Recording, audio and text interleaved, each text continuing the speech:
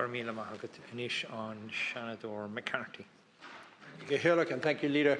Leader, last Friday, Tiglin, the Men's Centre in Ashford, we had a great event where we marked a milestone, and I think it deserves recognition in this House. We celebrated a partnership with South East Technological University, and it was an educational project for the last 3 years that was put together by the Minister for Higher Education, Simon Harris, and it was a celebration of lives that were transformed, not only through education, but also through education when it's pinned with recovery.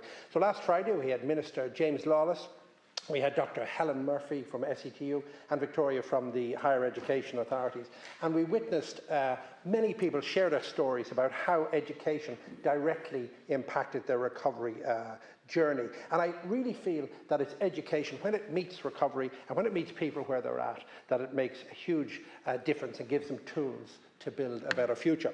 In just 3 years, more than 315 people came through the SETU Tiglin programme, and for many of them it was their first qualification ever, and then for some they'd managed to get a master's during that time. So again, it shows that addiction doesn't define the individual, and you can see the potential and it shines through. I think this initiative is a blueprint to scale for socially impactful education, and it shows what lifelong learning can look like when it's in action, and it's breaking cycles of disadvantage, marginalisation and vulnerability, and then restoring dignity and hope. So a huge shout out to the team at Tiglin, to the team of SETU under Veronica Campbell, and just for their vision and commitment, and also for the Minister for Higher Education for being there to support it, and hopefully he'll support it going forward. So if we're serious, Leader, about tackling addiction, tackling homelessness and social exclusion, I think education has to be at the very centre,